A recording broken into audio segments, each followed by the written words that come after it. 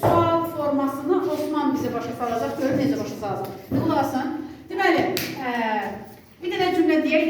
Məsəl üçün, gəzmək nə oldu? Bowling. Walk. Cümlə, mən gəzirəm necə olacaq?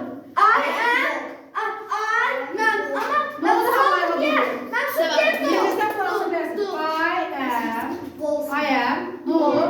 Walking. Oldu mu? Walking. Millet. Bir de Osman. Ne olur? Kulak asın.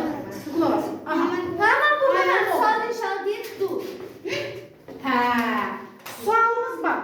Davranıcı zamanın sualı əmizar əvvələ keçəcək. Əmizar şəxsdən əvvələ keçəcək. Sualda. Do does present simple'da keçən dəfə keçdiyimiz qayda var idi.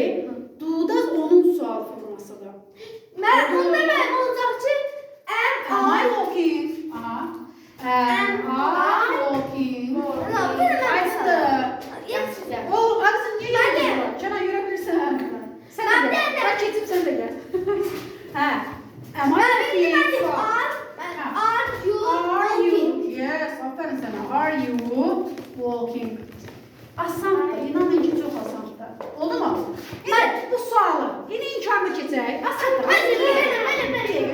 Səbilə desin. Xayr çevirəm. I am walking-in inkarlı denən görək. Siz inkarlı denək. Əm yazın. Sonra not koyuyorum. Bəli. Sonra söyleyeyim. Bəli. İngiliz feilimiz. Ben hiç işte donda olmayacak. Bu olmayacak. Yok, Esin. Belli olacak. Kısa değerlendirme. He is ben don. Not yok. Osman, don't present simple'dadır. O bir qaydadır. Burada don't yoktur. Burada əmizardır. İnkarı da. He is. Ne olacak Canan sence? He is not öyle. Bəli. Bak kısacası. Ben başka İnkarda. İnkarda. İnkarı da əmizardan sonra not artırırıq. Və salam. Aydındır. He is not walking.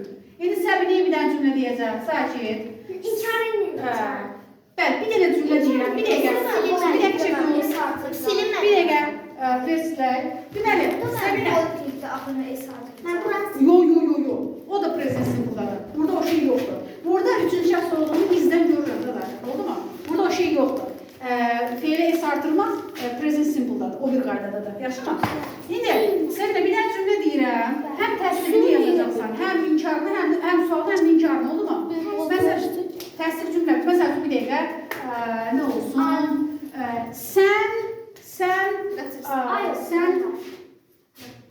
Ay olsun, yaxşı. Mən nə deyirəm, nə yazaq? Bir dəfə edinəm. Qaçıram. Qaçmaq deyil. Oxumaq, nə oxumaq? Kitab oxumaq olsun, yaxşı. Mən oxuyuram. Ne okuyorum? Aha. Nerede Bir dəqiqə o görümüz yazacaq. Aha. Ben okuyorum kitap. Yox, mən oxuyuram. Kitabı qoyuram. Mən oxuyuram. Oxumaq neydi?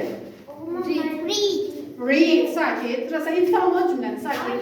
Aha. Read, aha, yaz. I am. Bir dəqiqə, heç kim deməsin. Aha. Vəssalam. Bir dəqiqə, vəssalam. Bayaqdan biz qayda izah edirik. Burada nə olmalıydı? Ne olmalı Osman? İng. Ay Səbinə. İng olacaq burada. Yaxşı. Fiilimiz fiilə ing artırırıq. Oldu mu? Ben Türkçe bir yapan dediğim I am reading. Yaxşı Səbinə. Ben fiil arkasına ing artırırım. Bəli, ingli fiil gəlir də. Ben kasardım. Ama kasaracağım. Ben Runda öyle kasar. Runda diyorsa ben burada bir de şaşırtıcı olacağım. Bəli, ing artır indi. Amma ben ne dedim? Tək icablarda running ing artıracaqsan, amma tək icablarda Samit qoşalaşır. Oldu mu? Dile bak. I am running. Oldu mu? Bu nədir?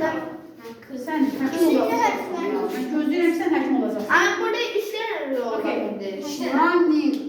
Running. Üç tane. Bir. Bu ne? Ha, roda da uçuyor ki. O Osmanlı orası. Bu Osmanlı orasıdır. Parasetamol yazılıyor.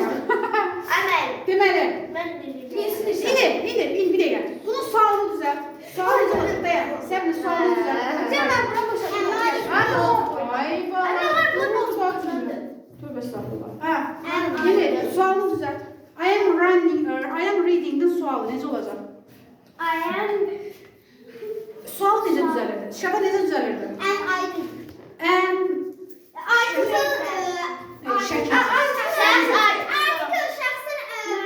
Hayır, əmizar şəxsdən əvvələ keçir də qızım. I reading. Məsələn. Am I reading? Bəli. Bəs İnkar necə olacaq onu da yaz. Denən, bir dəqiqə. İnkar da desin, bir dəqiqə. Səsli denən.